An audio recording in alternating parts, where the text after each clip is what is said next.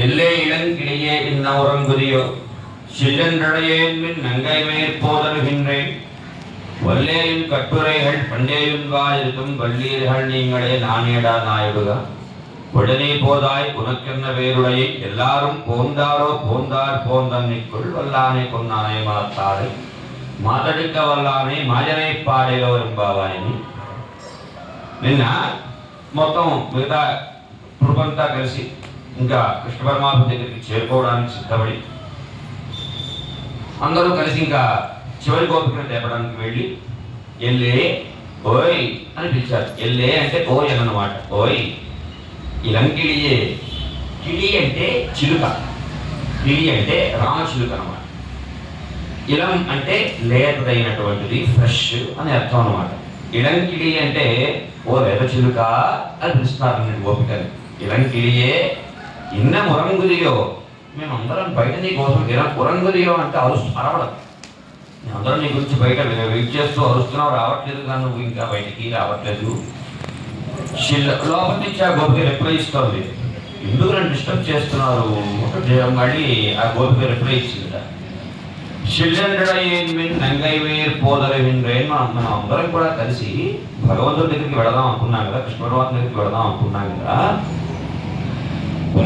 కట్టురేహల్ పండేయున్వాయుతం వల్లీరిహల్ నీంగడే నానేదా నాయుడుగా మనం అందరం కూడా కలిసి నారాయణ దగ్గరికి వెళదాం అనుకున్నాం కదా. కొల్లని పోదాయి ఉనకెన్న వేరుడయ్యి ఎల్లారం పోందారో పోందారు పోందరు, అందరం కలిసి వెళ్ళాలి. అందరం కలిసి పోందారో వెళ్ళడమే. దేనికి వెళ్ళడం? భగవంతుని యొక్క దివ్యమైనటువంటి సన్నిధానాన్ని చేరుకోవడానికి మనం వెళ్ళాలి కదా. పోందారో పోందన్నిక్కుల్ వల్లానే కొన్నానే మాతారే మాతృమికి వల్లానే అని నిన్నటి గోపికలు కూడా మనకి సుమారుగా 10 రోజులు కూడా ఒకలాగే ఉంటాయి సుమారుగా. సో నిన్నటితోటి మనం సగం వ్రతాన్ని పూర్తి చేసుకున్నాం. మనకి తిరుప్పావై అనేటటువంటిది ఒక వేదము అని మనం అనుకుంటే, సామాన్యంగా వేదానికి 2 భాగాలు ఉంటాయి.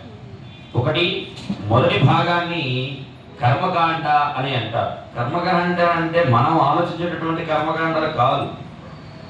కాండ, కాండము, సర్గ, అలాగే పన్నము, వీటిని మనం ఇంగ్లీష్లో చెప్పుకోవాలంటే చాప్టర్స్ అని అనుకోవచ్చు. చాప్టర్గా మనం చెప్పుకోవచ్చు.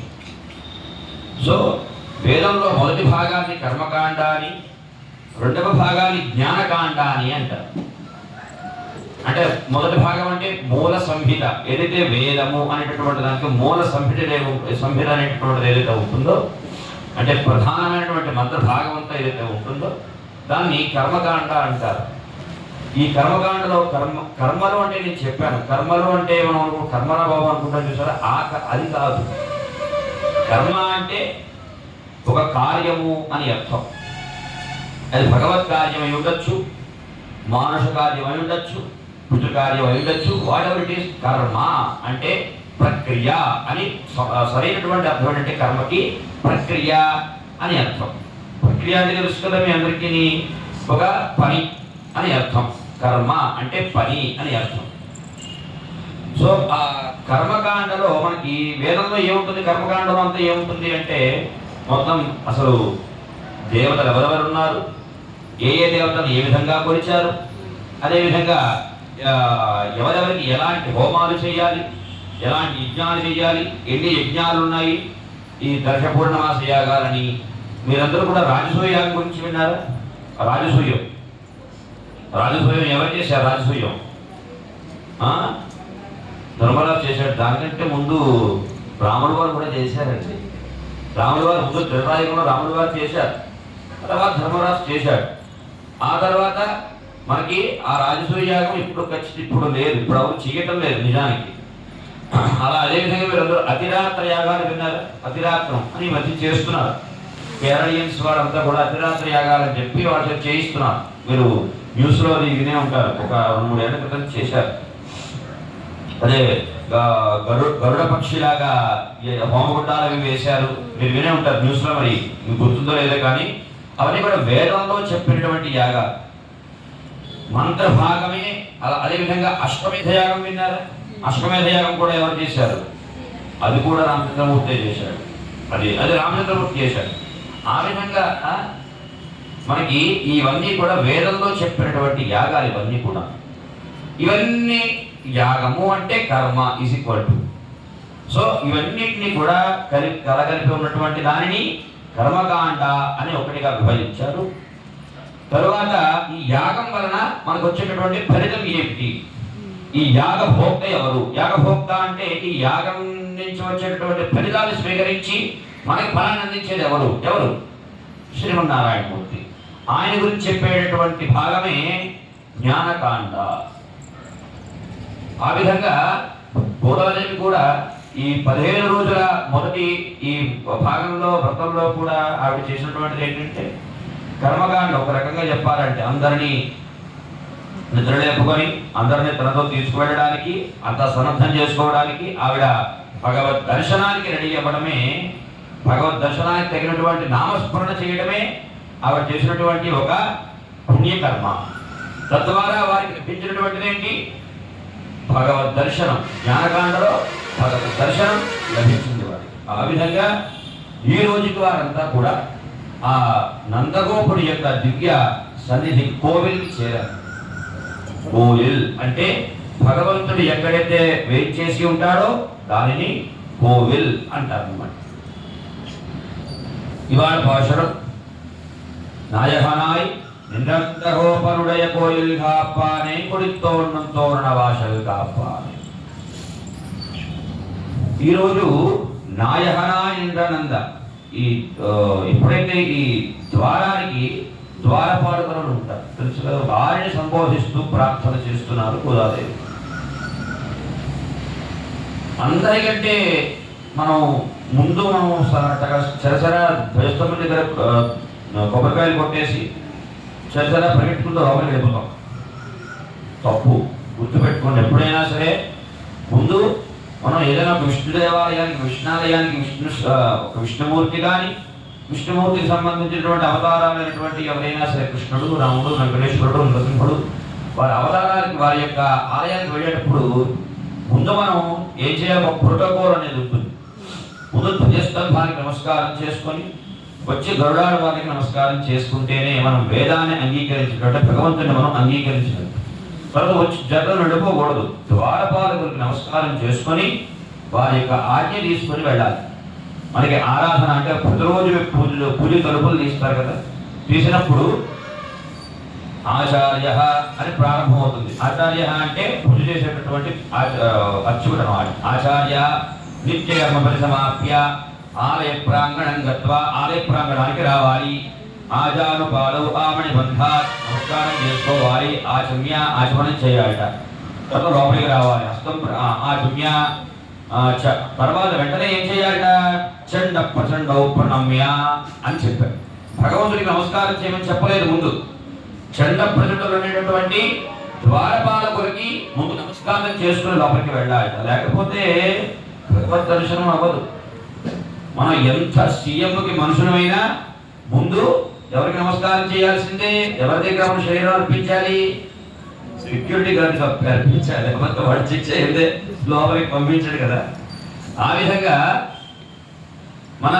మనం భగవంతుడి దగ్గరికి వెళ్ళాలి అంటే ఊరికి మనం ఇంకోటి విషయం కూడా, ద్వారపాలకుల విషయం పక్కన పెడితే మనం దర్శనమని లోపలికి వెళ్ళినా మనకి భగవద్ దర్శనం సరిగ్గా అక్కడ మనకి రక్షామూర్తి కనబడుతున్నారు అంటే మనకి ఇప్పుడు సులువైపోయింది. స్వామి మనకి గుడి అంటే ఒక లోకువ, ఎప్పుడు తీసే ఉంటుందో, ఎప్పుడు పెడితే అప్పుడే దండం పెట్టుకోవచ్చులే ఒక లోకం మనందరికీ. కానీ నిజానికి భగవద్ దర్శనం మనకి ఆత్మదర్శనంతో కలిపినటువంటి భగవద్ దర్శనం సరిగ్గా అవ్వాలంటే దానికి ఒక వారధి కావాలి. ఆ వారధే ఆచార్యులు. ఆచార్యులు అంటే గురువుగా. ఆ గురువుగారైనటువంటి ఒక బ్రిడ్జ్ లేదనుకోండి, మన గోదావరి ఉంది, మనం కొవ్వూరు వెళ్ళాలన్నా, కొవ్వూరు వాళ్ళు రావాలన్నా ఖచ్చితంగా బ్రిడ్జ్ అయినా ఉండాలి, ఒక పడవైనా ఉండాలి. ఇదేద్దాం దూకామనుకోండి మళ్ళీ బయటికి రాము, అంతే అవునా? ఆ విధంగా మనకి ఆచార్యులైన భగవద్ దర్శనం అవ్వాలంటే ఆచార్యులైనటువంటి ఒక అద్భుతమైనటువంటి వారధి ఎప్పుడైతే ఉంటుందో అప్పుడే మనకి భగవద్ దర్శనం కరెక్ట్గా అవుతుంది. ఒక మనందరికీ కూడా ఈ బుక్స్ స్టేషనరీలు ఉంటాయి, అదే దాని అంటారు ఈ గొడ్లపూడి అని, తర్వాత ఇవన్నీ కూడా పుస్తకాలు దొరికే ప్రదేశం ఉంటుంది. అక్కడ చక్కగా అన్ని పుస్తకాలు దొరుకుతాయి. అక్కడికి వెళ్ళి ఒక మెడిసిన్ బుక్ కూడా తీసుకొని అందులో టెకటగా చదివేసి వెళ్ళి హార్ట్ ఆపరేషన్ చేస్తాం కట్టుకుందాం అనుకోండి, తీసుకుని లోపల పడేస్తారు. అవునా? దానికంటూ ఒక లైసెన్స్ ఉండాలి. లైసెన్స్ ఎవరు ఇవ్వాలి? ఒక గురువు గారు ఇవ్వాలి, ఒక టీచర్, ఒక లెక్చరర్ ఇవ్వాలి. ఎందుకంటే మనం వెళ్ళేటటువంటి దారి సరిగ్గా లేకపోతే అవతల వ్యక్తికి ప్రాణాపాయం.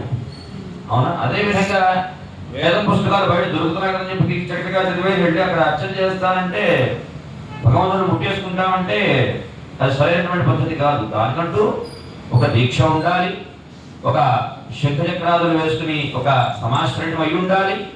లేదా శైవులైతే కనుక వారికి ఒక మంత్రోపదేశం ఉంటుంది, వారికి కూడా మంత్రోపదేశం అయి ఉండాలి.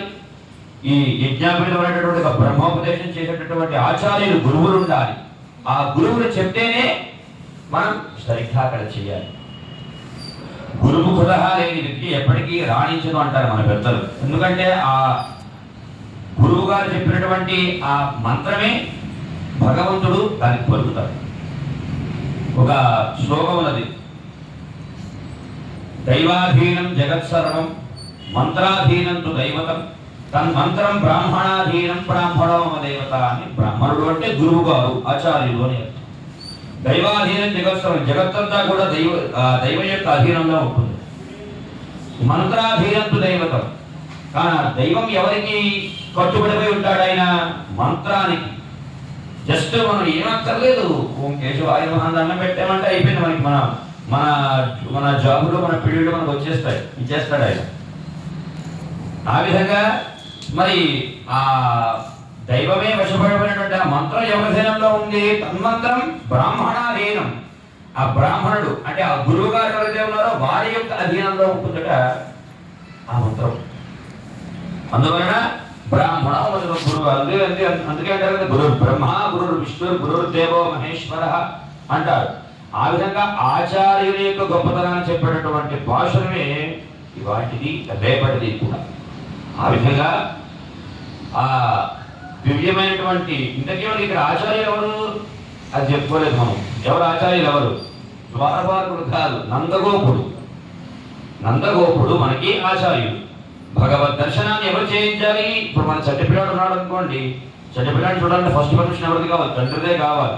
అవునా? ఆ విధంగా కృష్ణ పరమాత్మను దర్శనం చేసుకోవాలంటే ఆచార్యుల యొక్క ఆజ్ఞ, ఆ నందగోపుడు యొక్క ఆజ్ఞ ఉండాలని ముందు ఆ నందగోప భవనానికి వెళ్ళారు. అంటే వీళ్ళంతా ఆ నందగోపుడి భవనం అంటే కృష్ణుడు యొక్క భవనమే వెళ్ళారు. సామాన్యంగాను మనం ఏదైనా ఫంక్షన్కి వెళ్ళామనుకోండి, ఫంక్షన్కి అయితే ముఖ్యంగా చంటిపిల్లలు ఉయ్యాల ఫంక్షన్ లాంటి వెళ్ళామనుకోండి, మనకి చంటిపిల్లలు ఎక్కువ కనిపించారు. ఎక్కువగా చుట్టూ ఉన్న అంగుళాల పాటలు ఎక్కువ కనిపిస్తాయి. ఎందుకంటే ఎక్కువ దృష్టి చంటిపిల్లల మీద ఉండకుండాను ఉంటే వాడి దృష్టిలో వెళ్తుందని వచ్చి జస్ట్ ఏం చేస్తారు, వాడిని ఒకసారి అలా ముద్దు పెట్టేసుకుని వెళ్ళిపోయి మిగతా అబ్బా ఉన్నాయి, ఇబ్బా ఉన్నాయి, లేకపోతే ఆచరణలు, ఈనగలు, లేకపోతే ఆ భోజనం టిఫిన్ అని చెప్పి అదే దీంట్లో మనం ఉండాలని ఏం చేస్తారంటే ఎక్కువ అంగుళాల పాటలు పెడతారు ఆ సమయంలో. ఎందుకంటే ఎక్కువ దృష్టి పిల్లాడి మీద పడకుండా. ఆ విధంగా ఆ నందగోపుడు కూడా ఏం చేశాట, తన యొక్క ఇంకోటి గోపురంలో మొత్తం ఇళ్ళన్నీ ఒకేలా ఉండి ఉంటాయి. ఉండేసరికి ఏం చేశారు ఆయన, ఆ యొక్క నందగోపుడి భవనానికి, కృష్ణుడు ఉండేటటువంటి భవనానికి ఒక గరుత్మంతుడి యొక్క ధ్వజాన్ని పాతి ఉంచాట, తెల్లటిది. అదే చెప్తారు, నాయహాన ఇంద్రనందగోపురుడే కోయిల్ కాపానే గొడుతోరణం తోరణ భాషలు కాపానే మణికదవంతా వెళ్ళి వీళ్ళందరూ ఆపారట. వెళ్ళి వీళ్ళందరూ కూడా పిల్లలందరూ కూడా చర్చగా వెళ్ళారు. గోదాదేవి టీం వెళ్ళారు. వెళ్ళేసరికి ఏం చేశారు వాళ్ళు, ఆ పల్లెలు రెండు అడ్డు పెట్టి ఎక్కడికి వెళ్తారు ఆగిందని ఆపేసరికి అప్పుడు వాడు ప్రార్థన చేస్తున్నారు. నందగోపుడి యొక్క దివ్యమైనటువంటి ద్వారపాలకులారా అని ప్రారంభించి తోరణ భాష కాపానే ఆ తోరణం అద్భుతంగా ఉందట ఆ యొక్క ద్వారం. ఎందుకని ఇద్దరు చెప్పిన చూసారా, దృష్టి ఎక్కువ కృష్ణుడి మీద ఉండకూడదని ఆ నందగోపుడు ఏం చేశాడు, ఆయన అద్భుతమైనటువంటి మణులు మాణిక్యాలతోటి ఆ యొక్క ద్వారాన్ని నిర్మింపజేశాట. ఆ నందగోపుడి ఆ కృష్ణ పరమాత్మ యొక్క భవంతి యొక్క ద్వారాన్ని.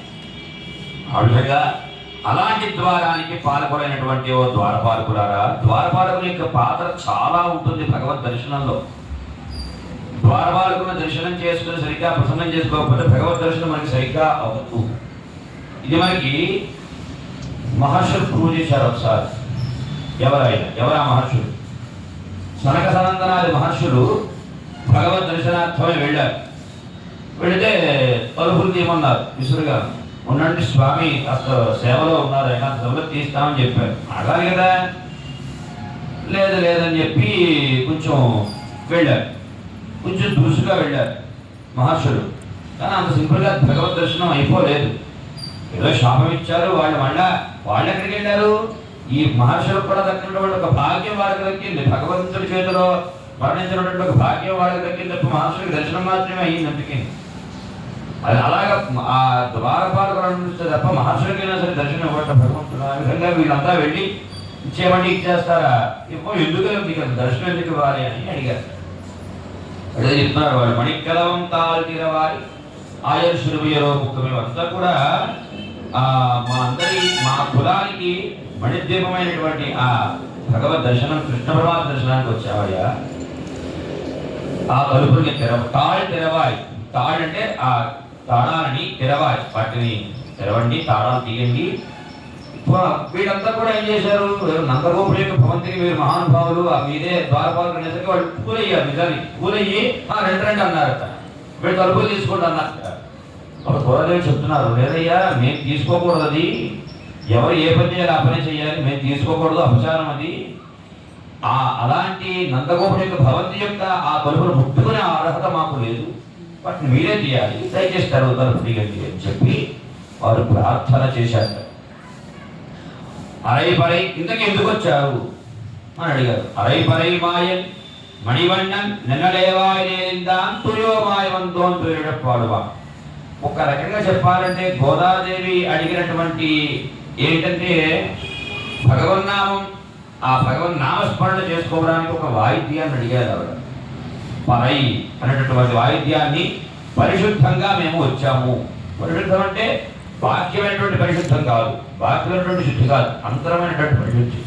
మనకి బాహ్యంగా స్నానం చేసినా చేయకపోయినా పర్వాలేదు. అలాగే పాఠమహోదరికి సేవాకారానికి రావట్లేదు, శుభ్రంగా స్నానం చేయాలి. అయితే ఆంతరమైనటువంటి పరిశుద్ధి ఏంటంటే ఖచ్చితంగా మనస్సులో మనకి ఎటువంటి చెడు భావన లేకుండా భగవద్ దర్శనానికి రావాలి. వాళ్ళు అడిగారు, వాళ్ళు చెప్పారు, మిమ్మల్ని ఎవరిని రానివ్వము దానికి. ఎందుకంటే తప్పుగా అనుకోకుండా అమ్మా, మరి ఈ చిన్నపిల్లల రూపంలోనే ఆ పూతన అని ఒక పెద్ద ఆవిడ వచ్చింది కృష్ణ పరమాత్మకి. పాపం కృష్ణ పరమాత్మ మనం రాముని అనుకుంటాం కష్టాలని, కానీ కృష్ణ పరమాత్మ పట్టి కింద నొప్పి భరించినట్టు బోలెడు కష్టాలు అనుభవించాడు ఆయన.